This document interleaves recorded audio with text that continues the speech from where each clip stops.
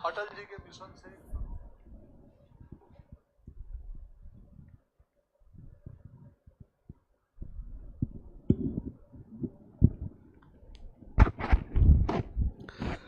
जय हिंद प्यारे साथियों, मैं आप सभी का साथी विपिन मौर्य आप सभी के अपने इस YouTube परिवार Hindi classes by Vipin sir पर आप सभी का स्वागत अभिनंदन करते हैं। जैसा कि आप लोग जानते हैं कि हम लोग रोज निरंतर आप लोग को उत्तर प्रदेश पुलिस के लिए हिंदी आप लोग के सामने हम प्रैक्टिस पेपर के रूप में उपस्थित हैं और हम लगातार आप लोग के सामने करा रहे हैं पेपर। आपको मैं बताऊं कि अगर आप लोग को अच्छी तैयारी करना है और विधिवत तैयारी करना है तो आपको अभ्यास की बहुत ज़रूरत है और अभ्यास आप लोग निरंतर और लगातार आप करते रहें। अगर आप अभ्यास नहीं करेंगे तो आप कितना भी पढ़ लें, कितना भी आप लोग प्रयास कर लें, पढ़ने के माध्यम से आप लोग पेपर में समय नहीं एवरेज में ला पाएंगे। और समय आपको अगर एवरेज में लाना है कि हमको प्रश्न जितने हैं और जितना हमारा समय है हमको उसके अंदर प्रयास करना है, तो आप लोगों प्यारे साथियों को आप लोगों को निश्चित तौर पे अभ्यास करना पड़ेगा। ठीक, तो हिंदी के लिए हम लोग अभ्यास लगातार कंटिन्यू आप लोग के समक्ष जुटे हुए हैं। और अगर आप लोग चैनल पे नए हैं तो चैनल को सब्सक्राइब करेंगे, वीडियो को लाइक करेंगे और इसको ग्रुपों में अपने अपने दोस्तों में, अपने हिती व्यवहारियों में इसको शेयर करेंगे जो लोग यूपी पुलिस और एसएससी जीडी की तैयारी में जुटे हुए हैं। ठीक, और उम्मीद करते हैं कि आप लोग को वीडियो हमारा और कंटेंट जो आपको हम दे रहे हैं बहुत अच्छा लग रहा होगा, बहुत अच्छा आपको समझ में भी आ रहा होगा, उम्मीद ही करते हैं। भूपेन भैया, संजना, आंचल, सभी को जय हिंद। बेबी, अनसुईया, रोली, प्रज्ञा, रिचा, हिमांशु, अंशु, निवेदिता, दिनेश, नेचर, हिमांशु, सोनाली, सभी को नमस्ते, सभी को जय हिंद, जय भारत, सबको स्वागत, सबको सम्मान के साथ हम लोग क्लास को आगे लेकर चलते हैं। अब तो आप लोग भाई तैयार रहें। नमस्ते भाई सभी को। ठीक है, हमारे पास 23, 24, 25 लोग लाइव आ चुके हैं, तो चलिए हम लोग शुरुआत करते हैं। बहुत बहुत शुभकामनाएं सभी को भविष्य के लिए। चलिए, शिल्पा गुड इवनिंग, आंचल जय हिंद भाई, पायल गुड इवनिंग, दिलीप भैया आशीर्वाद, खूब खुश रहो भैया गुड इवनिंग, शिवम भैया गुड इवनिंग, नमस्ते। तो चलिए आज का हमारा पहला प्रश्न, ये 7वीं कक्षा है आपकी, ठीक है, 7वें नंबर की कक्षा है। चलिए आज का हमारा पहला प्रश्न, आज का हमारा पहला प्रश्न है कि स्वर संधि में किसका मेल होता है, स्वर संधि में किसका मेल होता है। और ऑफलाइन कक्षा के अंतर्गत, ठीक है, इसमें हमने लगातार इस पे चर्चा कर चुके हैं संधि के बारे में, स्वर संधि, व्यंजन संधि, विसर्ग संधि, हम सबके बारे में चर्चा कर चुके हैं। चलिए भाई नमस्ते सभी को एक बार फिर से। चलिए आप लोग बताते चलिए। इसका सही जवाब है ए ऑप्शन, प्रज्ञा, कोमल, मयंक, मंजरी, सबका ए ऑप्शन है, शिल्पा, बेबी, सबका ए ऑप्शन है। वेरी गुड, आप लोग का सबका सब जवाब सही, आप लोग का इसमें स्वरों का मेल होता है। आपको मैं बता दूं कि आप लोग के संधि 3 प्रकार की होती है, एक आप लोग का है स्वर संधि और दूसरा है आप लोग का व्यंजन संधि और तीसरा है आप लोग का विसर्ग संधि। तीसरा कौन सी है, विसर्ग संधि। ये संधि के आपके प्रकार हैं। अब देखिए जरा से, अब इसके अंतर्गत स्वर के अंतर्गत हम बात करें तो यहाँ पर स्वर और प्लस स्वर होगा, यानी कहने का मतलब है कि स्वर का समझौता स्वर के साथ होगा तो स्वर संधि कहेंगे। और यहाँ व्यंजन की बात करेंगे तो व्यंजन में तो पूर्व पद आपका व्यंजन होगा और इसके साथ साथ 2 भाग जुड़ेंगे, एक स्वर भी जुड़ेगा और दूसरा व्यंजन भी। क्यों? क्योंकि अगर हम बात करें व्यंजन की तो व्यंजन का उच्चारण जो होता है वह स्वरों की सहायता से होता है। अगर आप लोग स्वर नहीं मिलाएंगे तो व्यंजन का उच्चारण नहीं कर पाएंगे। ठीक है, तो इसका सही जवाब है आप लोग का व्यंजन का जो समझौता होता है या मेल होता है वह स्वरों और व्यंजनों दोनों के साथ होता है। विसर्ग की हम बात करें तो विसर्ग के साथ का जो समझौता होता है वह स्वर और व्यंजन दोनों के साथ होता है, विसर्ग का भी व्यंजन के साथ। ठीक है, अब यहाँ विसर्ग का समझौता स्वर और व्यंजन के साथ हो गया, तो इसकी परिभाषा है कि स्वरों का समझौता स्वरों के साथ हो, स्वर संधि कहेंगे। व्यंजन का समझौता स्वर और व्यंजन दोनों के साथ हो, व्यंजन संधि कहेंगे। विसर्ग का समझौता स्वर और व्यंजन दोनों के साथ हो, हम विसर्ग संधि कहेंगे। यह आप लोग की परिभाषा है और सभी को शुभकामनाएं भैया, राधे राधे सभी को। ठीक, तो आगे हम बात करें व्यंजन संधि का। देखिए उदाहरण, अब जैसे हमने लिखा वाक प्लस ईस, हमने क्या लिखा, वाक प्लस ईस। अब अगर हम इसको मिला लेंगे तो वागीस हो जाएगा। क्या हो जाएगा, वागीस। अब देखिए यहां पर व्यंजन है कि नहीं, यहां पर क्या है, व्यंजन है भाई, यहां पर क्या है, व्यंजन है। और यहां पर देखिए स्वर है कि नहीं है, देखिए यहां से व्यंजन मिल गया और यहां स्वर मिल गया, तो व्यंजन और स्वर ये व्यंजन संधि है। अब जैसे हम लोग कहते हैं यहां से, ठीक है, दिग्भ्रम, क्या कर दें, दिग्भ्रम, हम इसको तोड़ेंगे तो ये टूटेगा आपका दिक और प्लस क्या टूटेगा भ्रम में। ठीक है, अब यहां से देखिए, यहां पर आप लोग व्यंजन है और यहां भी व्यंजन है, तो व्यंजन प्लस व्यंजन, व्यंजन प्लस व्यंजन, व्यंजन प्लस स्वर, व्यंजन संधि। वैसे विसर्ग में भी है और स्वर में भी वैसे ही। उम्मीद करते हैं आप लोग को आई होप समझ में आया होगा अच्छे से। चलिए अगला प्रश्न है। ठीक है, अगला प्रश्न है, सामासिक पद को तोड़ना क्या कहलाता है? सामासिक पद को तोड़ना, बहुत अच्छे प्रश्न है आपके लेवल के। भैया नमो बुद्धाय, जय हिंद भैया, जय श्री राम, जय श्री कृष्ण, फिर से एक बार सभी लोगों का। ठीक है, उम्मीद करते हैं कि आप लोग को प्रश्न पहला समझ में आया होगा। सामासिक पद को तोड़ना क्या कहलाता है? समास, समास विग्रह। कुछ लोग इसमें सी ऑप्शन बता रहे हैं, बाकी हम देखते हैं क्या इसका सही जवाब है। बिल्कुल सी ऑप्शन, बिल्कुल मेरे भाई। ठीक है, सभी लोग जितने भी लोग जुड़े हुए हैं सबका स्वागत करते हैं। एक बार वीडियो को लाइक करें, कमेंट करें और अपने ग्रुपों में शेयर करें। ठीक है, इसका सही जवाब है आप लोग का समास विग्रह। सामासिक पद को तोड़ना क्या कहलाता है? समास विग्रह। और संधि के अंतर्गत होता है विच्छेद। संधि के अंतर्गत क्या होता है? विच्छेद। समास विच्छेद नहीं होता, संधि विच्छेद होता है। अगला प्रश्न है, कर्मवाच्य में प्रधान होता है। कर्मवाच्य में प्रधान, बताइए, कर्मवाच्य में प्रधान होता है, क्या प्रधान होता है? कर्मवाच्य में क्या प्रधान होता है? तो कर्मवाच्य में कर्ता, भाव, विचार या कर्म, इसका भी सबका सही होना चाहिए। डी ऑप्शन कर्म प्रधान होता है। ठीक है, कर्ता के अंतर्गत ये कर्तवाच्य है। कौन सा है? कर्तवाच्य, कर्तवाच्य, कर्तवाच्य। ठीक है, और भाववाच्य का मतलब होता है क्रियावाच्य, या हम भाववाच्य कहते हैं। ये क्रिया है भाव, या कर्ता कर्त, और कर्म तो जानते हो। विचार से कोई वाच्य नहीं। वाच्य तीन प्रकार के होते हैं, कर्तवाच्य, कर्मवाच्य और भाववाच्य। ठीक है, बाकी हम पढ़ाएंगे इसको। अगला प्रश्न आप लोग की स्क्रीन पर, जिन शब्दों में लिंग, वचन, कारक आदि के कारण कोई परिवर्तन नहीं होता उसे हम क्या कहते हैं? ये भी हम ऑफलाइन कक्षा में बहुत विधिवत और बहुत बेहतरीन ढंग से पढ़ा चुके हैं। आप इसमें किसी प्रकार का टेंशन नहीं ले सकते हैं। चलिए बताइए, चलिए भाई सभी लोग स्वागत। वैष्णवी भैया नमस्ते। चलिए बताइए इसका सही जवाब। क्रिया कहते हैं, वचन कहते हैं, अव्यय कहते हैं, वाच्य कहते हैं। बिल्कुल, इसका हमारे प्यारे साथी सबका सही जवाब है। इसे हम क्या कहते हैं? अव्यय कहते हैं। ठीक है, जिन शब्दों में लिंग, वचन, कारक के कारण कोई परिवर्तन न हो।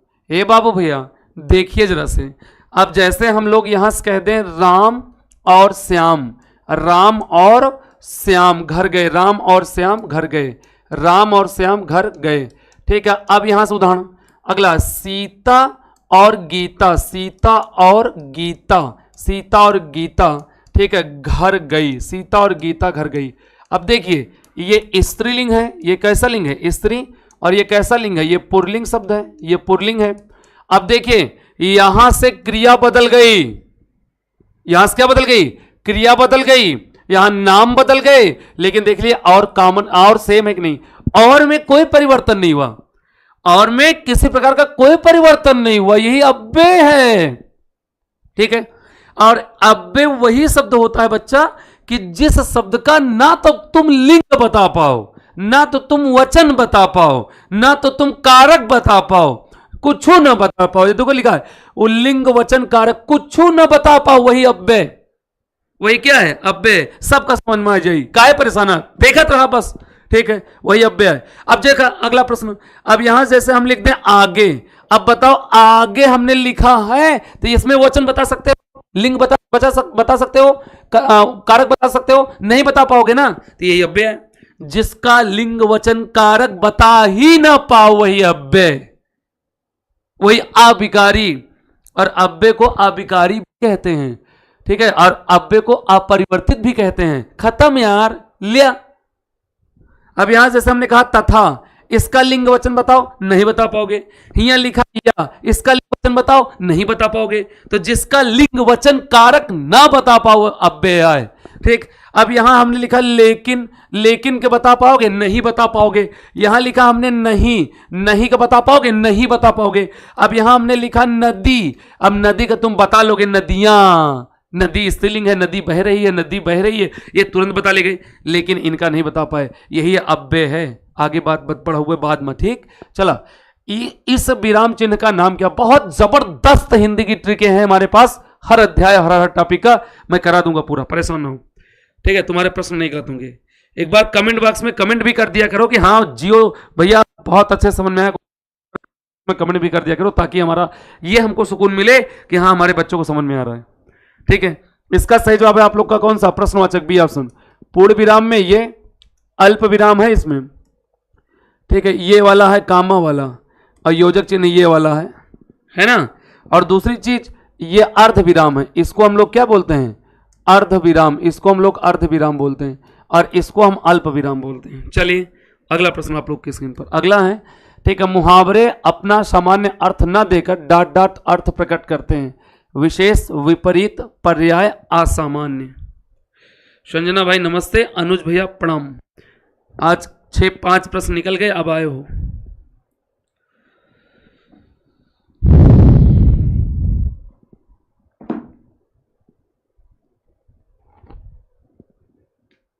बी ऑप्शन विपरीत।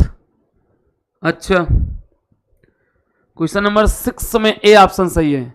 ठीक है, हम विशेष भी कहते हैं इसको, विलक्षण भी कहते हैं। क्या कहते हैं? विलक्षण। ठीक है, मुहावरे अपना सामान्य अर्थ न देकर, ठीक है, एक विशेष अर्थ देते हैं। क्या देते हैं? विशेष अर्थ प्रकट करते हैं, उसे मुहावरा कहते हैं। मुहावरा अपना वास्तविक अर्थ को छोड़ता है और एक नए अर्थ में प्रवेश करता है। मुहावरा अपने वास्तविक अर्थ को छोड़ करके एक नए अर्थ में प्रवेश करेगा, उसे मुहावरा कहते हैं। अब मुहावरा जो है ये अरबी भाषा का शब्द है। किस भाषा का? अरबी भाषा का शब्द है, और इसको उर्दू में, ठीक है, इसको उर्दू में, ठीक है, मुहाविरा, मुहाविरा के नाम से जानते हैं। इसका अन्य नाम रोजमर्रा, रोजमर्रा और वागधारा है। रोजमर्रा और वागधारा, ठीक है, मुहावरा। और मुहावरा हमेशा याद रखिए, मुहावरा क्रियार्थक होता है और मुहावरे के अंत में न लगता है। और ऐसा वाक्यांश सुनिएगा, ऐसा वाक्यांश जिसके अंत में न लग जाए, ना, ठीक, वह मुहावरा होता है। और ऐसा वाक्यांश जिसके अंत में ना लगे, वो लोकोक्ति होती है। जैसे कि दिया जाए गांठ बांधना, गांठ हो, यहां उदाहरण लिखते हैं गांठ बांधना। ठीक है, गांठ बांधना, अब यहां से ना लगा, ये मुहावरा है। ठीक, आगे, तू डाल डाल मैं पात पात, ये लोकोक्ति है। जिस वाक्यांश के अंत में ना लगा है वो मुहावरा है, और ना लगा हो वो लोकोक्ति है। क्या हमारी बात तुमको सारी समझ में आई? चलिए अगला प्रश्न। अगला प्रश्न है, एक पंथ दो काज लोकोक्ति का अर्थ।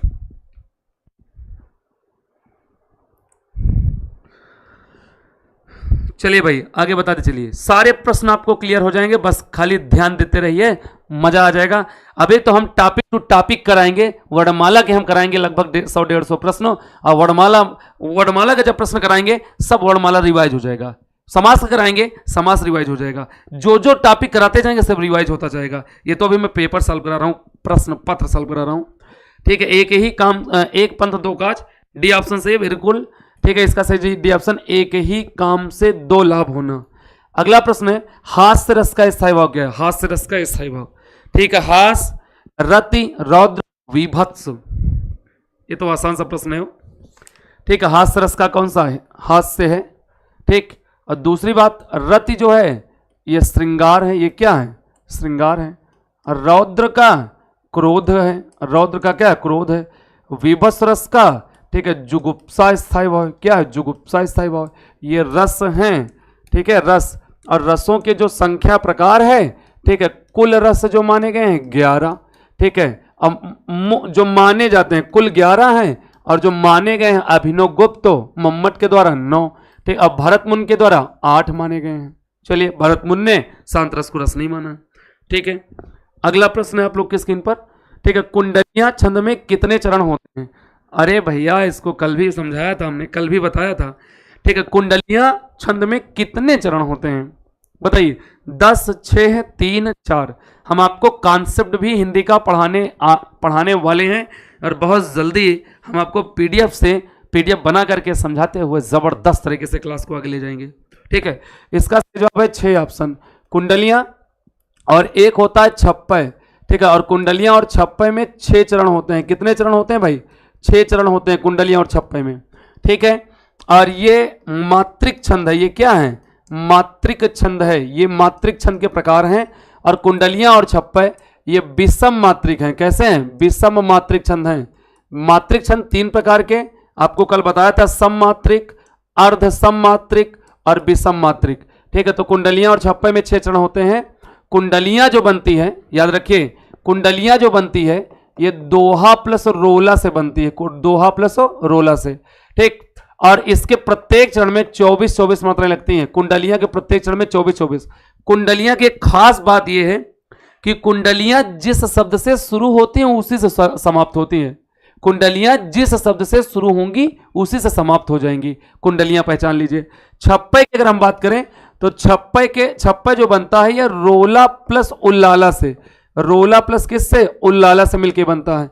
कुंडलियां और छप्पे में अंतर यह है कि कुंडलियां जिस शब्द से शुरू होंगी उसी से समाप्त, और छप्पे जिस शब्द से शुरू होगा उससे समाप्त नहीं होगा।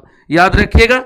अब कुंडलियां के प्रथम 4 चरणों में 24-24 मात्राएं लगती हैं प्रथम 4 चरण में, और उल्लाला के छप्पे के अंतिम के 2 चरण में, ठीक है, 28-28 मात्राएं। कितनी 28-28 मात्राएं लगती हैं।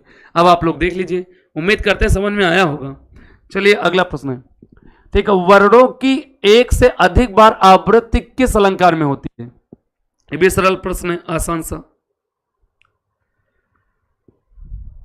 एक बार सभी लोग भाई वीडियो को लाइक कर दें, शेयर कर दें, ताकि सभी लोग पढ़ें, आगे बढ़ें। ठीक है, इसका सही जवाब है अनुप्रास। कौन सा है? अनुप्रास। ठीक है, उपमा अलंकार के अंतर्गत उपमेय उपमान आता है, जहां समानता की बात करेगा। किसकी बात? समानता की। सम, सदृश, सरिस, इव, तुल, तुल्य, सा, समान। श्लेष अलंकार में एक शब्द के अनेक अर्थ निकलते हैं। एक शब्द के अनेक अर्थ, एक शब्द के, ठीक है, अनेक अर्थ, एक शब्द के अंतर्गत अनेक अर्थ निकलते हैं। ठीक है, उसे हम लोग क्या कहते हैं? श्लेष अलंकार कहते हैं। चलिए अगला प्रश्न है, शब्दों सबसे छोटी इकाई, शब्द की सबसे छोटी इकाई क्या कहलाती है? स्वर, वर्ण, व्यंजन, शब्द की सबसे छोटी इकाई। हम इसको ये भी कह सकते हैं भाषा की सबसे छोटी इकाई। ठीक है, भाषा की सबसे छोटी इकाई। ये सही जवाब है आपका बी ऑप्शन, वर्ण। ठीक है, शब्द की सबसे छोटी इकाई। इसका सही जवाब आपका क्या है? बी ऑप्शन है। चलिए अब आप लोग ध्यान से सुनिए, इसमें हम आपको वर्ण की बात करें, इसकी भाषा की। ठीक है, तो भाषा की सबसे छोटी इकाई, भाषा की सबसे छोटी इकाई, भाषा की सबसे छोटी इकाई, ठीक, इसे कहते हैं भाषा की, ठीक है, मूल इकाई। भाषा की मूल इकाई भी हम लोग कहते हैं। ठीक है, इसे कहते हैं भाषा की मौखिक इकाई, इसे भाषा की मौखिक इकाई भी कहते हैं। और इसे ही कहते हैं भाषा की लघुत्तम इकाई। क्या? लघुत्तम इकाई, भाषा की लघुत्तम इकाई। ठीक है, तो इसका सही जवाब जो है आप लोग का, इसका सही जवाब है ध्वनि या वर्ण। इसका सही जवाब है क्या? ध्वनि या वर्ण। अगर विकल्प में ध्वनि है तो ध्वनि सही होगा, और अगर ध्वनि नहीं है तो वर्ण सही होगा। ध्वनि नहीं तो कौन सा? वर्ण। यहां से वर्ण सही हो गया। ठीक इसको सबसे छोटी इकाई भी कहते हैं, इसको मूल इकाई भी कहते हैं, इसको मौखिक इकाई भी कहते हैं, इसको लघुत्तम इकाई भी कहते हैं। ठीक है, ये ध्वनि भी कहते हैं, बिल्कुल बताया अभी हमने। और भाषा की लिखित इकाई, अगर हम बात करें कि भाषा की लिखित इकाई, तो भाषा की लिखित इकाई अक्षर होती है। क्या होती है? अक्षर। ठीक है, और ये भाषा की सबसे छोटी लिखित इकाई, सबसे छोटी लिखित इकाई अक्षर होती है। और मौखिक इकाई ध्वनि या वर्ण, और लिखित इकाई अक्षर होती है। ठीक है, याद रखिएगा। और भाषा की सार्थक लघुत्तम इकाई, भाषा की सार्थक लघुत्तम इकाई, भाषा की सार्थक लघुत्तम इकाई होता है शब्द या पद, शब्द या पद। ये भाषा की सार्थक लघुत्तम इकाई है। यानी कि शब्द या, इसका मतलब ये होता है, शब्द या पद का मतलब कि कुछ ना कुछ अर्थ निकले। सार्थक का मतलब होता है अर्थ निकले। तो भाषा की ऐसी सबसे छोटी इकाई जो जिसके अर्थ निकले, सार्थक लघुत्तम शब्द या पद। भाषा की सबसे छोटी लिखित इकाई अक्षर, भाषा की मौखिक इकाई ध्वनि या वर्ण। ठीक है, बाकी यहां से व्यंजन का से उत्तर जानते हो, अयोग वाह के अंतर्गत आता है अंक और आ आता है। चलिए अगला प्रश्न। अगला प्रश्न है तपस्वी का स्त्रीलिंग। तपस्वी का स्त्रीलिंग ये भी बताया गया है। चलिए बताइए, तपस्वी का स्त्रीलिंग। तपस्विनी, तपसी, तापसी, तपस्या। इसका सही जवाब है आपका ए ऑप्शन, बिल्कुल तपस्विनी होगा। जैसे सन्यासी का सन्यासिनी, वैसे तपस्वी का तपस्विनी। आगे आचार्य का पुल्लिंग शब्द होता है गुरु, आचार्य, शिक्षक या आर्य। ये भी आसान सा प्रश्न है, आराम से कर ले सकते हो। जो प्रश्न आपके तुरंत हो जाएंगे मैं आगे बढ़ जाऊंगा। जहां पे लगेगा कि हमको समझाना चाहिए मैं अपने आप समझा दूंगा। इसका सही जवाब है आपका आचार्य। क्या सही है? आचार्य, बी ऑप्शन। अगला, पुस्तक रखी है वाक्य में वचन क्या है? एक वचन, बहुवचन, द्विवचन, त्रिवचन। त्रिवचन होता नहीं, हिंदी में द्विवचन होता नहीं, हिंदी में एक वचन या बहुवचन, इसके अलावा कोई वचन नहीं होता। क्या मेरी आवाज आप लोगों तक क्लियर जा रही है? ठीक है, व्यवधान तो आवाज में नहीं है, वीडियो क्वालिटी से लेकर के आवाज तक, नवा कपड़ों पर नहीं। ठीक है, बिल्कुल इसका सही जवाब है आपका कौन सा? एक वचन, ए ऑप्शन। ठीक है, यहां से पुस्तक हमेशा एक वचन में है। और दूसरी मैं बात करूं तो पुस्तक का अगर हम बहुवचन बनाएंगे तो इसका पुस्तक का बहुवचन होता है पुस्तकें, ये हो जाएगा। ठीक, अब हम अगर बात करें कि किसी भी स्त्रीलिंग शब्द में, सुनिए, किसी भी स्त्रीलिंग शब्द के अंत में अगर छोटा आ लग जाए, किसी भी स्त्रीलिंग शब्द के अंत में छोटा लगे तो कुछ करेक्ट जरूरत नहीं ना, ए लगा करके ये लगा दो, ये बहुवचन बन गया। क्या बन गया? बहुवचन बन गया। और ये एक वचन है, ये क्या है? एक वचन है। बहुत अच्छी ट्रिक है यार। लिया कर, घर द्वार ले गया, क्या कहा हम आए, करत तो वही ट्रिक, बताओ तो जा पुलिस बन जा। ठीक, अब जैसे यहां से लिखा गया बहन, यहां क्या लिखा गया है? बहन, तो इसको तोड़ोगे तो क्या हो जाएगा? बहने, ये लो हो गया बहने। ठीक है, जैसे लिखा गया सड़क, क्या लिखा गया? सड़क, तो इसको हो जाएगा सड़कें, लिया होएगा। ठीक है, पुस्तक, पुस्तकें, ये स्त्रीलिंग शब्द हैं, स्त्रीलिंग शब्द हैं। गाय, गाय का गाय, समझे? चलिए, समझ में आवा हुई, मजा आवा हुई। ठीक है, तो ये आप लोग का ये स्त्रीलिंग है, बहुवचन बन गया। अगला प्रश्न चला जा। शिक्षक ने पाठ पढ़ाया, किस कारक का प्रयोग हुआ है? शिक्षक ने पाठ पढ़ाया, करण, कर्ता, कर्म, अपादान। आदर्श चौधरी भैया प्रणाम, सभी का स्वागत, वंदन, अभिनंदन। आप सभी प्यारे साथी बस वीडियो को आप लोग ऐसे ही शेयर करते रहिए ताकि सभी लोगों तक वीडियो पहुंचे। इसका शिक्षक ने पाठ पढ़ाया, बी ऑप्शन, कर्ता कारक है। वेरी गुड, सबका सही, शिक्षक ने पाठ पढ़ाया, ये सही जवाब है आपका, बी ऑप्शन। इसमें कर्ता कारक का रूप चिन्ह क्या है? ने। करण कारक का रूप चिन्ह होता है से, या इसको हम कहते हैं के द्वारा। ठीक है, कर्म कारक का रूप चिन्ह होता है को, और अपादान से अलग होने के अर्थ में। ठीक है, जैसे बिल्ली छत से कूद गई, बिल्ली छत से गिर गई, यही है अपादान। अगला प्रश्न है, पुरुषवाचक सर्वनाम के कितने भेद होते? लो, उत्तर प्रदेश पुलिस 2020 के प्रश्न है, आवा एक नहीं। चलिए बताइए इसका सही जवाब क्या होगा?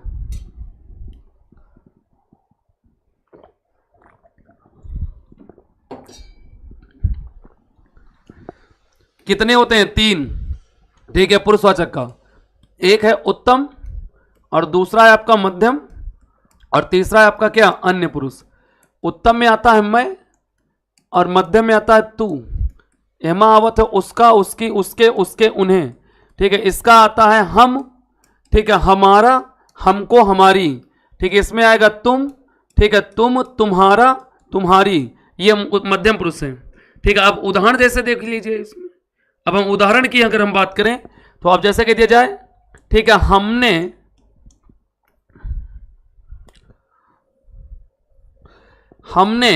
ठीक है तुमको बुलाया, हमने तुमको बुलाया, हमने तुमको बुलाया उनके साथ।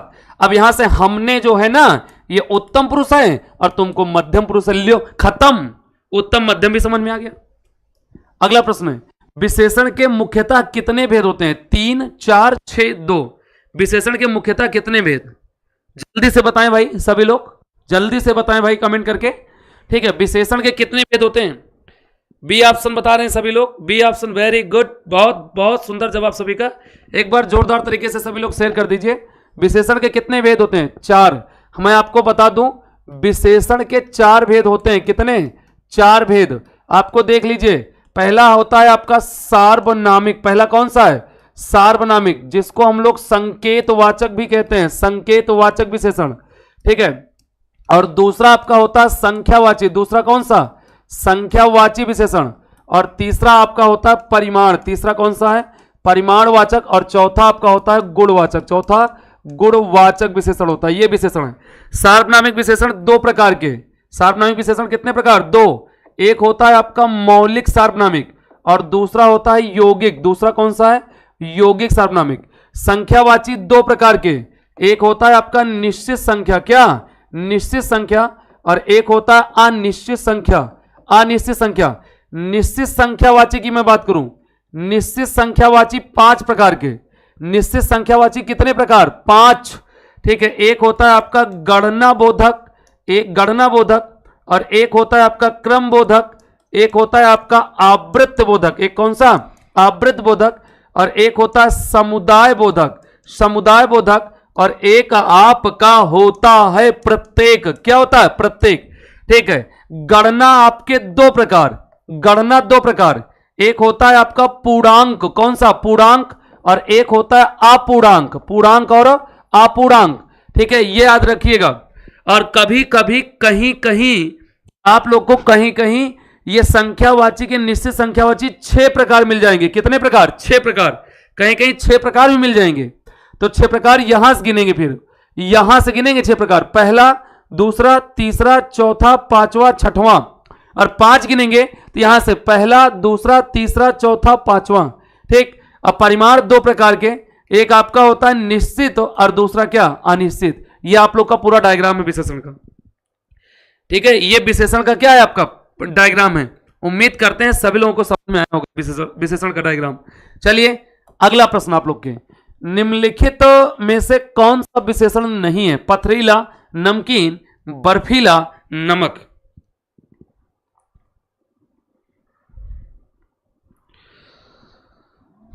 चलिए बताइए जल्दी से, आप कमेंट बॉक्स में कमेंट करें। डी ऑप्शन है बिल्कुल, वाह शेर, बिल्कुल सही जवाब है नमक। अगला, किसी कार्य को करने या होने का बोध कराने वाले शब्द कहलाते हैं। किसी कार्य या, ठीक है, किसी कार्य को करने या होने का बोध कराने वाले शब्द कहलाते हैं। काल, संज्ञा, क्रिया, विशेषण। इसका सही जवाब है आपका क्रिया, ठीक है। क्रिया, किसी कार्य को करने या होने का बोध, क्रिया। सी ऑप्शन सबका सही है भाई, ठीक है। आकाश, प्रियंका, ऋचा, बेबी, ठीक है, अमित, काजल, सबका सही है। पायल, सबका सही। मानसू, सब जने का सही है, ठीक है। अगला प्रश्न है, अगला, निम्न में से क्या काल कहलाता है? निम्न में से क्या काल कहलाता है? क्रिया के घटित होने का समय, क्रिया का सामान्य रूप, ठीक है, क्रिया का मूल रूप, क्रिया का पूर्ण रूप। चलिए बताइए इसका सही जवाब। इसका सही जवाब है आपका ए ऑप्शन, क्रिया के घटित होने का समय, ठीक है। काल, अभी ये प्रश्न आ गया था इसलिए मैंने पीछे बताया नहीं। आपको बता दूं कि जहां पे क्रिया के होने या न होने का बोध हो वो काल कहलाता है। जहां पर क्रिया के होने या न होने का बोध हो काल कहलाता है। क्रिया काल 3 प्रकार, ठीक है, वर्तमान, ठीक है, भूत और क्या है आपका भविष्य, 3 प्रकार के हैं। अगला प्रश्न है संस्कृत, ठीक, अगला है संस्कृत।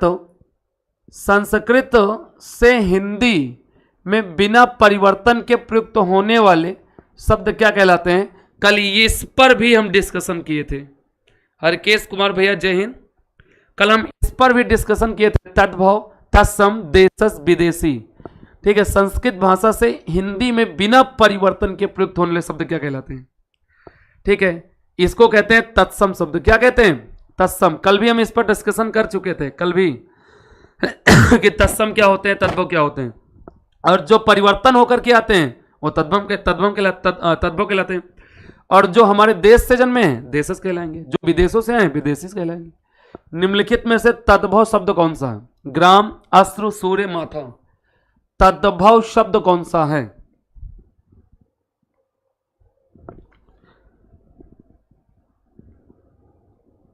तद्भव पूछे, बिल्कुल इसका सही जवाब है डी ऑप्शन, ठीक है। माथा का तत्सम होता है मस्तक, क्या होता है मस्तक। और सूर्य का सूरज होता है तद्भव, अश्रु का आंसू होता है तद्भव, ठीक है। ग्राम का गांव होता है तद्भव, ये तद्भव है, ये तत्सम है। चलिए अगला प्रश्न। अगला प्रश्न है समान अर्थ बताने वाले शब्द क्या कहलाते हैं? विलोम, अनेकार्थी, पर्यायवाची, सामान्य शब्द। ये भी आसान सा प्रश्न है। आदर्श चौधरी भैया, टुडे यू लुकिंग सो, बहुत बहुत शुभकामनाएं भैया, बहुत बहुत बधाई, बहुत बहुत धन्यवाद। बस हम ये चाहते हैं कि सब लोग जल्दी से अपने आप को वहां तक पहुंचा लो जहां तक पहुंचना चाहते हो, जहां तक आप लोग की राह है। ठीक, माता पिता के कंधों पर जो मान बढ़ाने वाला कार्य करने के लिए उपस्थित हुए हो, उस मान को स्वीकार करके आगे बढ़ जाओ। ठीक, चलिए इसका सही जवाब है आपका सी ऑप्शन, पर्यायवाची। विलोम का शाब्दिक अर्थ होता है उल्टा, जो विपरीत अर्थ बताए वो विलोम है। ठीक, अनेकार्थी का मतलब ऐसे शब्द जिसके अनेक अर्थ होते हैं उसे कहते हैं अनेकार्थी। अगला अग्रज का सही विलोम, ये भी आसान सा है। अग्रज का सही विलोम,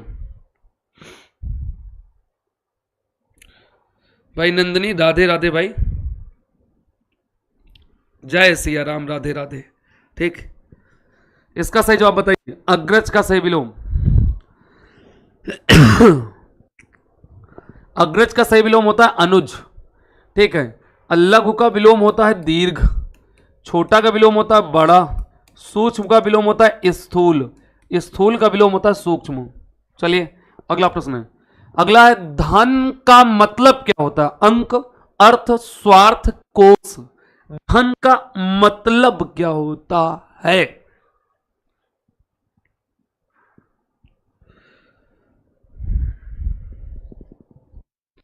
जय हिंद भैया। अंकित कुमार ने पूछा क्लास कब से चलती है? तो अंकित भैया मैं आपको बताना चाहूंगा कि क्लास 9 बजे से चलती है। कितने बजे से? 9 बजे से 10 बजे तक, 9 बजे से 10 बजे तक बाबू भैया, 9 बजे से 10 बजे तक। ठीक, इसका डी ऑप्शन की सी ऑप्शन। ठीक है, देखते हैं कौन कौन कौन कौन कौन क्या बताता है। मतलब क्या हो?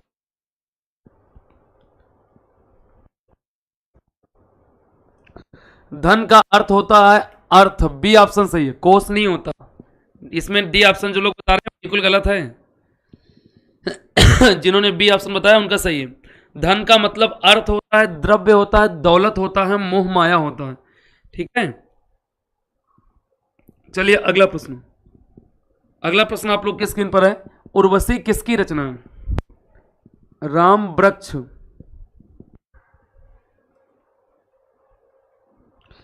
हाँ भैया अनुज, अर्थ होता है, जान लियो, बहुत जने कोस लगाए हैं। ठीक, उर्वशी किसकी रचना है? ठीक है भैया, इनका यह है रामधारी सिंह दिनकर की। ठीक है, और रामधारी सिंह दिनकर को उर्वशी रचना पे 1972 में ठीक है ज्ञानपीठ पुरस्कार मिला था। ज्ञानपीठ पुरस्कार, ज्ञानपीठ ठीक है पुरस्कार मिला था इनको। ठीक, रामधारी सिंह दिनकर को 1959 में ठीक है साहित्य अकादमी पुरस्कार मिला था। साहित्य ठीक है अकादमी पुरस्कार मिला था। ठीक है, और ये मिला था इनको साहित्य अकादमी पुरस्कार संस्कृत के 4 अध्याय, ये भी यूपीपी में आ चुका है। संस्कृति के 4 अध्याय, संस्कृत के 4 अध्याय पर मिला था इनको। ठीक है, और उर्वशी रचना ठीक है ये जयशंकर बाबू का भी है, जयशंकर प्रसाद की भी रचना है, और कविता दोनों लोगों की है। जयशंकर प्रसाद की भी उर्वशी है, रामधारी सिंह दिनकर के भी है। लेकिन विकल्प में एक ही आएगा, रामधारी सिंह दिनकर आएंगे या फिर जयशंकर आएंगे आपका। ठीक है, चलिए अगला प्रश्न है। अगला प्रश्न है कौन सी कृति महादेव वर्मा की है? निहारिका, साकेत, कामायनी, प्रिप्रवास। कौन सी रचना महादेव वर्मा? जल्दी से कमेंट फास्ट।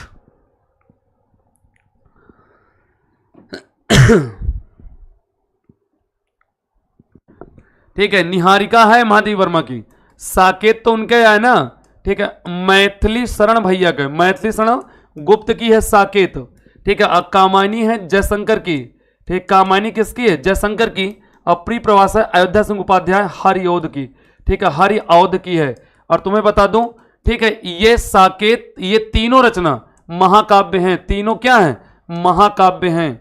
ठीक, ये कामायनी जयशंकर का महाकाव्य है।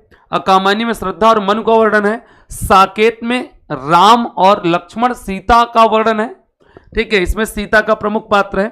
और प्रिय प्रवास में ये भी महाकाव्य है, और कल भी बताया था इसमें प्रिय प्रवास के अंतर्गत हिंदी का खड़ी बोली में प्रथम महाकाव्य है। चलिए अगला प्रश्न। अगला प्रश्न है, निम्नलिखित शब्दों में से विशेषण को पहचानिए। भाई अनुज गोल्डी यादव ने कहा है सर कम से कम कभी मेरा नाम ले लिया करिए। ठीक है, आपका भी नाम ले लेते हैं बेटिया। ठीक है, गोल्डी यादव का बहुत बहुत शुभकामनाएं, स्वागत है। बस ऐसे ही पढ़ाई करते रहिए, प्रगतिशील रहिए, सफलता जल्दी मिलेगी। अब इतने लोग रहते हैं भाई, क्वेश्चन भी बताना रहता है ना, इसलिए नाम नहीं पढ़ पाते सभी का, क्योंकि क्वेश्चन समझाना रहता है। विशेषण को पहचाने। ऐतिहासिक उपासना, आश्वासन, आश्वासन और अपेक्षा। भैया साहित्य का बहुत जल्दी साहित्य हो। चलिए बताइए इसका सही जवाब क्या होगा।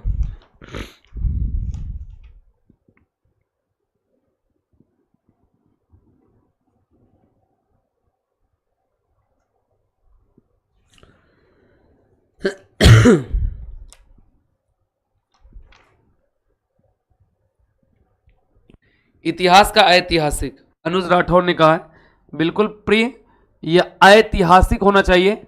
ऐतिहासिक लिखा है, यह आपका जवाब सही है, ए ऑप्शन, जिन्होंने ए ऑप्शन बताया। ठीक है, अब हम आपको बता दें कि अगर किसी भी शब्द के अंत में इक प्रत्यय लगेगा, क्या लगेगा? इक प्रत्यय। अगर किसी शब्द के अंत में इक प्रत्यय लगेगा तो उसका पहला वाला वर्ण बड़ा हो जाएगा। कैसे? जैसे छोटा लगा है तो यहां से आपका बड़ा हो जाएगा। अगर छोटी या बड़ी ई या ए लगा है तो आप लोग का अ हो जाएगा। अगर छोटा ओ और बड़ा उ और ओ लगा है तो वहां पे आपका अ हो जाएगा। ये उस कंडीशन में होगा जब आपका प्रत्यय इक लगेगा। कौन सा प्रत्यय? इक प्रत्यय। अब जैसे देखिए उदाहरण, अब जैसे लिखा है सप्ताह, क्या लिखा है? सप्ताह। अब यहां से इसका पहला वर्ण देखिए शब्द का, छोटा है, छोटा है, तो यहां से इसको बड़ा करने के लिए साप्ताहिक करना पड़ेगा। साप्ताहिक, यहां से अब एक प्रत्यय लग गया, ये पहला वर्ण बड़ा हो गया। अब जैसे यहां ये वाला ले लो, जैसे दिन लिखा है तो दिन को क्या बनाओगे? दैनिक। एक प्रत्यय लगेगा तो दैनिक हो जाएगा, यहां आय की मात्रा लग गई। अब जैसे यहां देह लिखा है तो यहां से देह का क्या हो गया? दैहिक हो गया, यहां आय, यहां ये मात्रा। अब जैसे यहां मूल लिखा है तो मूल का यहां बड़े की मात्रा है। ठीक है, तो अब इसको मौलिक हो जाएगा। मूल का क्या हो जाएगा? मौलिक हो जाएगा। उम्मीद करते हैं जबरदस्त समझ में आवा हो, ये है ना। अब जैसे योग लिखा है तो योग का क्या हो जाएगा? यौगिक हो जाएगा। योग का यौगिक हो जाएगा। एक प्रत्यय लगेगा तो पहला वाला वर्ण बड़ा हो जाएगा। ठीक है, और आपको बताऊं कि ये विपिन सर का ट्रिक है, और ऐसे ही विपिन सर के पास पूरे हिंदी का ट्रिक है। बस ऐसे ही आप लोग पढ़ते रहिए, सफलता आपके कदमों में हम रख देंगे ला करके, परेशान न होइए। ये एक प्रश्न इक प्रत्यय से हमेशा हर पेपर में आते हैं। एक प्रश्न इक प्रत्यय से, आप लोग इसको लगाइए, कभी जीवन में गलत नहीं होगा। खाली 2-3 अपवाद हैं। अब जैसे वर्ण लिखा है तो वर्ण का वर्णिक ही होगा। ठीक है, जैसे धन लिखा है तो धन का धनिक होगा। क्या होगा? धन का धनिक। ठीक है, तो ये सब अपवाद में है, बस 2-3 शब्द है अपवाद में, बाकी सब में काम करेगा। चलो अगला प्रश्न है जागना मूल शब्द क्रिया का प्रथम प्रणार्थक शब्द क्या होगा? जागना मूल रूप क्रिया का प्रथम प्रणार्थक क्या होगा? आपने कक्षा में आज में का पढ़ाई नहीं,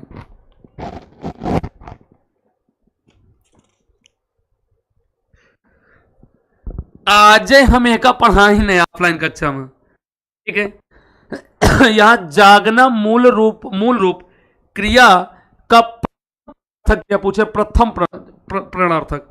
और कोई कह नहीं सकता कि आज नहीं पढ़ाए, आज पढ़ाई ने का ऑफलाइन कक्षा में उत्तर प्रदेश पुलिस के बैच में। इसका सही जवाब है आपका ए ऑप्शन, जगाना। ठीक है, और ये जगवाना जो है ये द्वितीय रूप है। ये कौन सा रूप है? ये भी पदार्थक लेकिन द्वितीय है। इसका सही जवाब है आपका ए ऑप्शन, सही है, जगाना। ठीक है, ये जगाना है आपका सही जवाब। अब आपको मैं एक बार फिर बता दूं, ठीक, कि देखिए अब जैसे लिखा गया पढ़वाना, ये पढ़वाना। अब पढ़वाना से एक शब्द बनाओ पढ़ाना, ये प्रथम रूप है, ये द्वितीय रूप है। अब जैसे जगाना, अब जैसे लिखा गया लिखाना, लिखाना, अब यहां से लिखा गया लिखवाना, क्या लिखा गया लिखवाना, ये द्वितीय रूप है, ये प्रथम रूप है।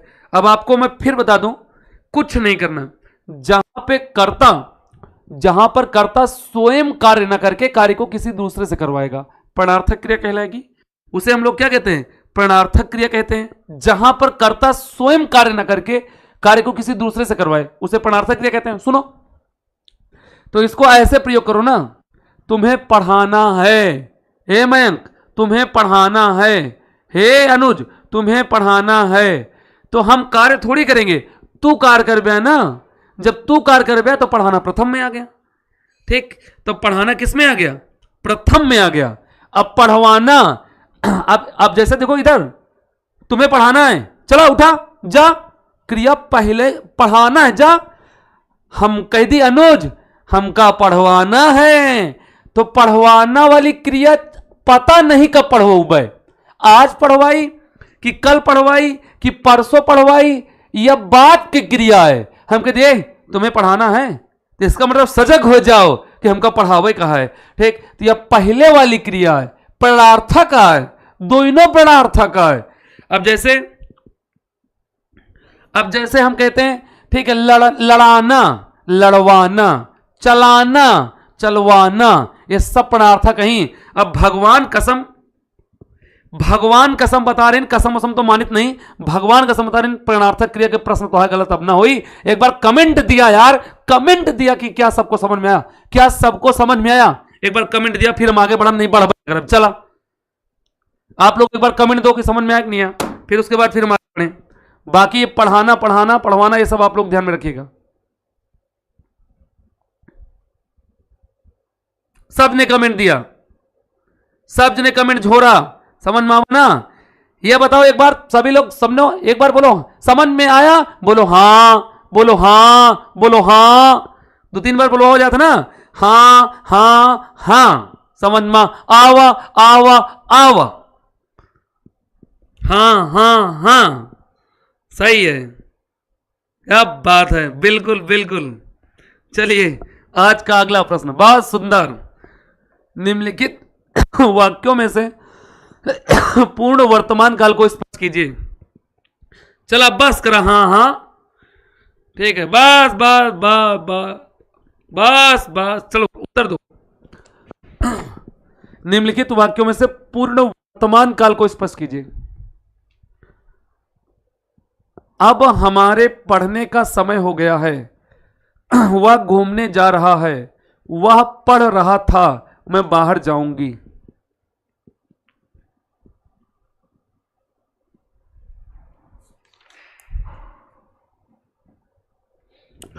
पूर्ण वर्तमान, ठीक है, अब पूर्ण वर्तमान, ठीक है, सही जवाब है आपका ए ऑप्शन। अब हमारे पढ़ने का समय हो गया है, अब हम पढ़ पाए, चला है आएगा पूर्ण वर्तमान।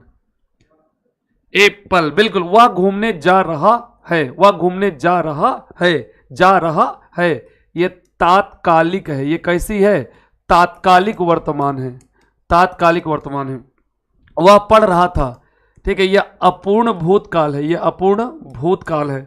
मैं बाहर जाऊंगी, मैं बाहर जाऊंगी, यह सामान्य सामान्य भविष्य काल है, सामान्य भविष्य काल है। गागी गे, रहा था, रही थी, रहे थे, अपूर्ण भूतकाल बन जाएगा। चलिए अगला प्रश्न है, अगला है, सुरेश गीत गा रहा था, वाक्य में काल, सुरेश गीत गा रहा था, देखा, हाँ भाई ने हम पिछवा समझाइन, वही प्रश्न फिर आएगा, अब वहीं पीछे समझाई नहीं, बताओ।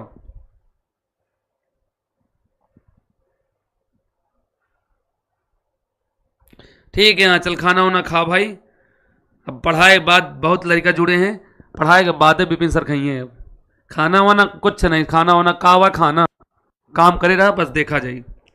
ठीक है, इसका सही जवाब है आप लोग का अपूर्ण भूतकाल।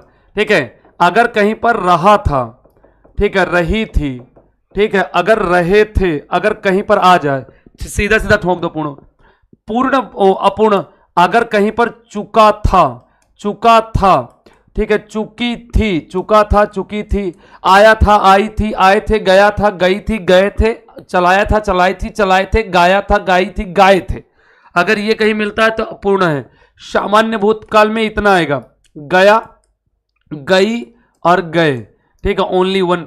और सामान्य भूतकाल में, ठीक है, गया है, ठीक है, गई हैं, गई हैं, ठीक है, गए हैं, ये आएगा। ये सामान्य आसन्न भूतकाल का मतलब ये होता है कि जब क्रिया निकट समाप्त हो, उसे आसन्न कहते हैं। बाकी पढ़ाएंगे फिर समझना, ठीक है। पक्षी दाना चुंग रहा है, रेखांकित शब्द में पर्यायवाची, पर्यायवाची नहीं है। प्रश्न पढ़िए पहले, उसके बाद बताइए ढंग से देख करके।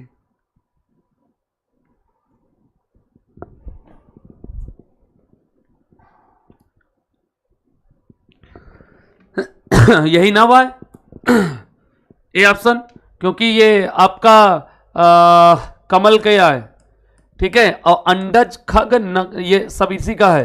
पक्षी का परिंदा भी होता है, ठीक है, खग भी होता है, ठीक है, शकुनी भी होता है, ठीक है, संकुत भी होता है, संकुत, अंडज भी होता है, अंडज पक्षी का। अब पक्षी का पतंग भी होता है, पतंग तो कई के होते हैं, ठीक है। चलो अगला प्रश्न, अगला प्रश्न है, हमें अनाथ बच्चों की मदद करनी चाहिए। रेखांकित शब्द का विलोम बताइए, अनाथ का विलोम अनाथ का विलोम, यह भी आसान सा प्रश्न है। अनाथ में ए ऑप्शन सनाथ, और अज्ञ का विलोम होता है विज्ञ, ठीक। अगला प्रश्न है, निम्नलिखित शब्दों में कौन सा शब्द अनेकार्थी नहीं है?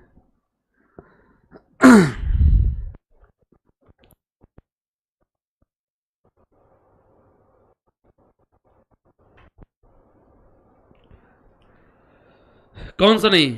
ए ऑप्शन कनक अनेकार्थी नहीं है। इसका सही जवाब है आपका डी ऑप्शन, जिन्होंने डी बताया सही है, क्योंकि कनक के तो दो दो अर्थ लिख ही देते हैं। सोना भी होता है और कनक का धतूरा भी होता है। अनंत का लक्ष्मण भी होता है, क्या लक्ष्मण भी होता है, और अनंत का आकाश भी होता है, और अनंत का ब्रह्मा भी होता है, क्या ब्रह्मा। महावीर का शेर भी पर्यायवाची होता है, और इनका हनुमान जी होता है, हनुमान जी, ठीक है। तो इसी का एक ही अर्थ है बस, और बाकी सब अनेकार्थक है, मैंने लिख दिया आपको, ठीक है। बाकी इसमें से सब लोग ए ऑप्शन बताए हैं, गलत था सबका। अगला है, जिनका संबंध आध्यात्म से है, वाक्य के लिए एक शब्द हो, आध्यात्मिक, धार्मिक, शास्त्रीय, नैतिक।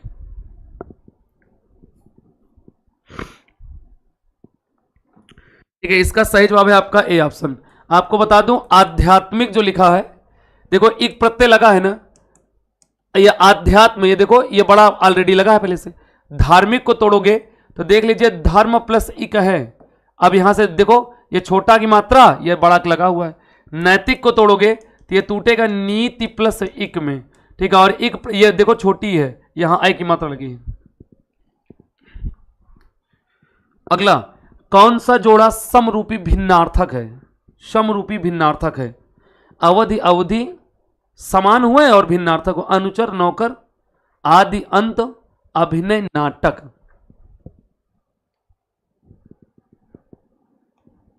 बफरिंग हो रही क्लास ना, ऐसा तो मान ही नहीं सकते।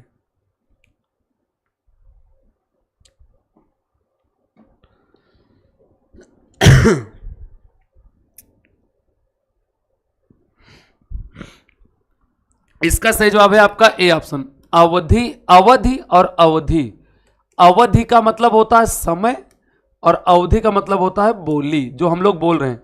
अनुचर नौकर एक ही चीज है, आदि अंत एक ही चीज है, अभिनय नाटक एक ही चीज है, ठीक है। हम लोग बोली कौन सी है? अवधि बोली है, और अवधि बोली का केंद्र अपना अयोध्या, श्री राम जी का स्थान। अगला है, हमें प्रतिदिन सूर्य नमस्कार करना चाहिए। रेखांकित शब्द को पहचानिए। हमें प्रतिदिन सूर्य नमस्कार करना चाहिए, बताइए इसका सही जवाब क्या होगा? हमें प्रतिदिन सूर्य नमस्कार करना चाहिए। उपसर्ग, अव्यय, सर्वनाम, कारक, ये भी आसान सा प्रश्न है, चलो बताओ इसका सही जवाब क्या होगा?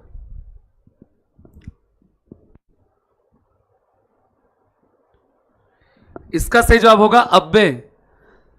हमें प्रतिदिन, और ये प्रतिदिन क्रिया विशेषण अव्यय है। क्रिया विशेषण अव्यय। और आपको बता दूं, जो ये प्रतिदिन लिखा है ना आपका, बहुत बढ़िया प्रश्न है। और इसमें ना तो लिंग बता सकते हो, ना तो इसमें काल बता सकते हो, ना तो इसमें क्रिया बता सकते हो, कुछ भी तुम बता नहीं सकते हो इसमें। अगला प्रश्न, मिलाप शब्द में कौन सा प्रत्यय है? मिलाप शब्द में कौन सा प्रत्यय है? कमेंट में आप लोग कमेंट करके बताएं फटाफट।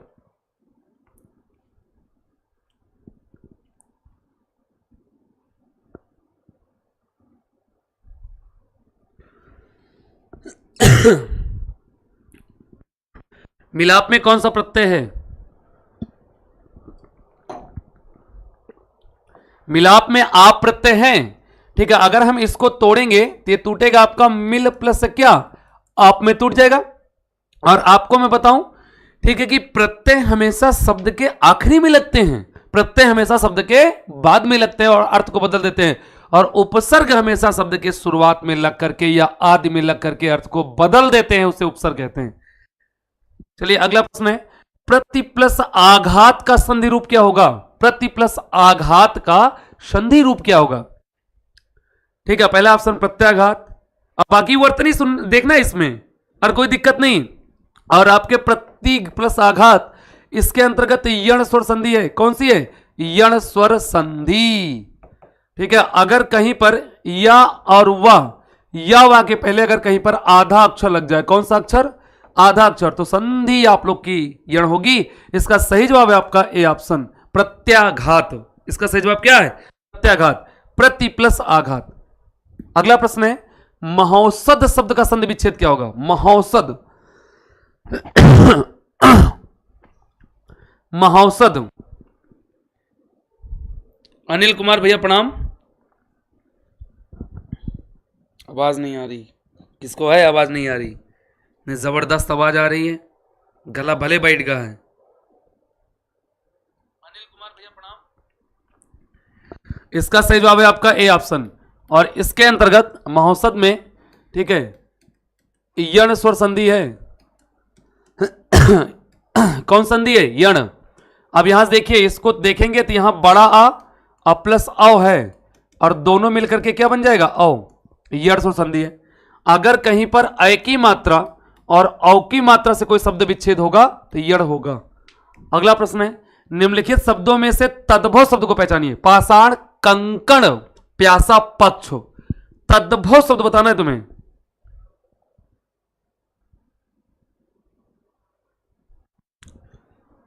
कभी प्यासे को पानी पिलाया नहीं, बाद में अमृत पिलाने से क्या फायदा?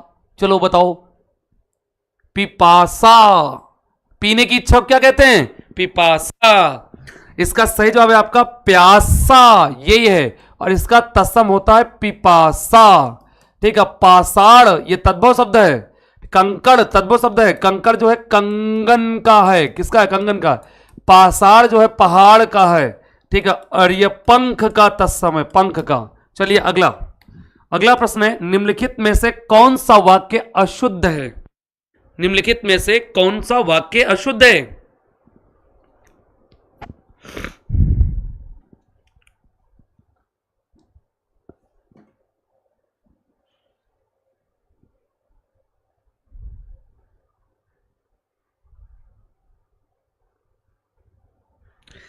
सी ऑप्शन। आज मैं यहीं रहूंगा, सज्जन लोग भला ही सोचते हैं। क्या तुम कॉलेज जाते हो? अभी तक पत्र नहीं मिला है। इसका सही जवाब बताइए क्या होगा?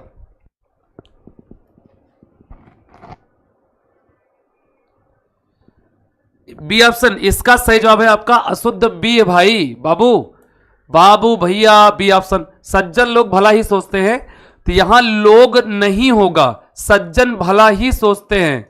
लोग लगाने की कोई आवश्यकता नहीं है। ठीक है, सज्जन भला ही सोचते हैं, ये आपका सही होगा। ठीक है, बहुत बहुत बहुत सुंदर जवाब। अगला प्रश्न है, मुझे आज खाने का मन नहीं होती है, अशुद्ध अंश को स्पष्ट कीजिए। मुझे आज खाने का मन नहीं होती है, इसको बताइए क्या होगा इसका जवाब। मुझे आज खाने का मन नहीं होती है, ये तो हमारे बच्चे के बच्चे प्रश्न कह लीजिए, लड़कों कह लीजिए, तू ना कह पौबिया है। ठीक, इसका सही जवाब है आप लोग का मन नहीं होती, मन नहीं होता है, ये सही होगा आपका। ठीक है, होता है।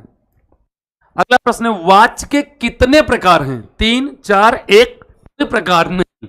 और इस प्रश्न को अभी डिस्कस किए थे।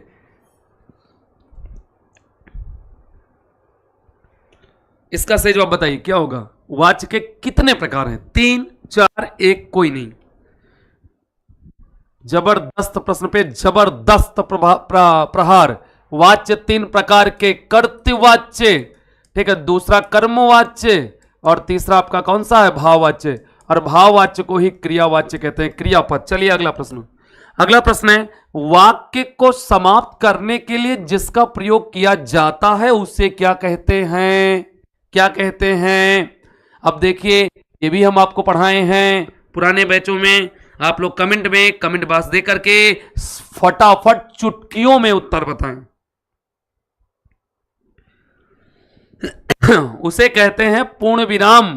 उसे क्या कहते हैं? पूर्ण विराम। और अल्प विराम तो यह कामा है, जहां पे थोड़े समय के लिए रुको, थोड़े समय के लिए रुको, उसे अल्प विराम कहते हैं। अब विवरण कहते हैं, विवरण ये वाला जिसको हम लोग विवरण कर रहे हैं।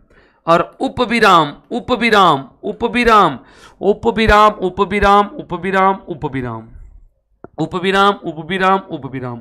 ठीक, उपविराम को अब कंफर्म नहीं हो पा रहा है, और हम आप लोग को इसको अगले टर्न पे हम इसको सॉल्व करा देंगे।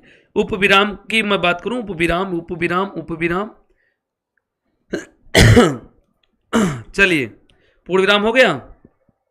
चलिए एक बार देख लेते हैं।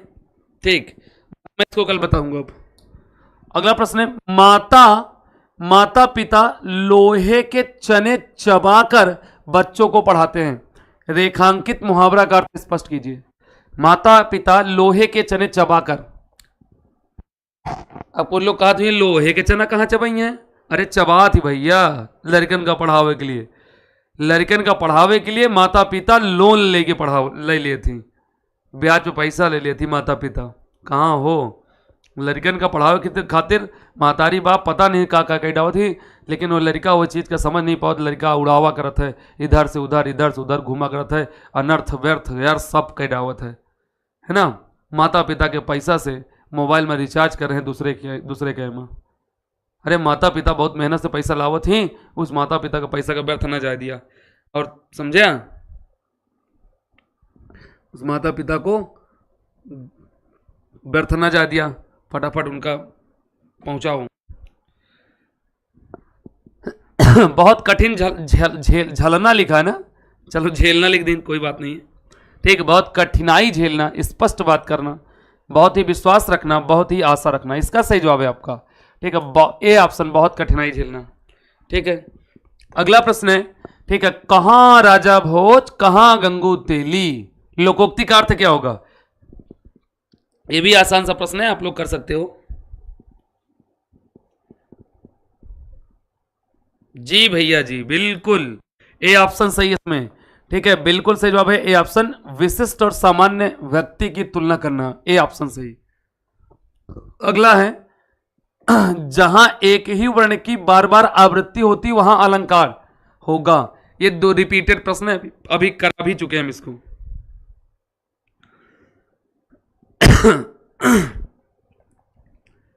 हम बिल्कुल भैया, बिल्कुल जो सत्य है वही सत्य है, जो असत्य है वो असत्य है, जो सही है वो सही है। अनुप्रास अलंकार है इसमें। यमक अलंकार में एक शब्द की आवृत्ति एक से अधिक बार होगी निकलेगा, यमक कहलाएगा। बाकी उपमा श्लेष बता चुके हैं। जो मात्रिक सम छंद हैं, प्रत्येक चरण में 16 मात्राएं होती हैं, उसे क्या कहते हैं? कल भी इस पर हम बात कर चुके थे, आज फिर प्रश्न आपके सम्मुख है।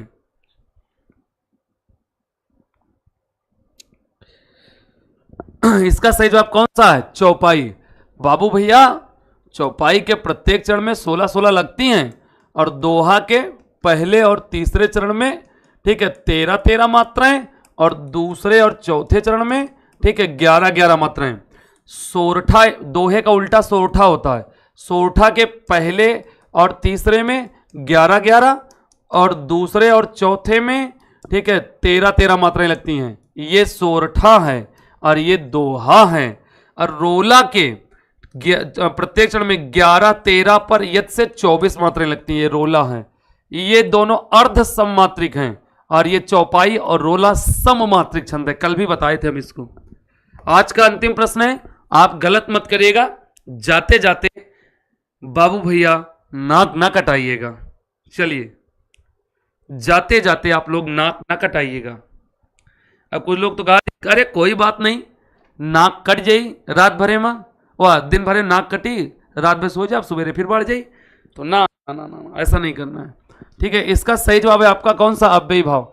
ठीक है, अव्ययी भाव। आजीवन। यहां उपसर्ग कौन सा है? आ। इसमें पूर्व पद प्रधान है। कौन सा पद? पूर्व पद प्रधान है।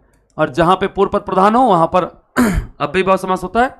अगर कहीं पर उपसर्ग लगा शब्द मिला है तो अव्ययी भाव ही होगा। चलिए, तत्पुरुष की मैं बात करूं तो इसके अंतर्गत उत्तर पद प्रधान होता है, जिसको हम लोग अंतिम पद भी बोलते हैं, अंतिम पद भी बोलते हैं। कर्मधारय में उत्तर पद प्रधान होता है, जिसको हम लोग विशेषण विशेष है, और द्विगु समास में भी उत्तर पद होता है। इसमें उत्तर पद है सब में।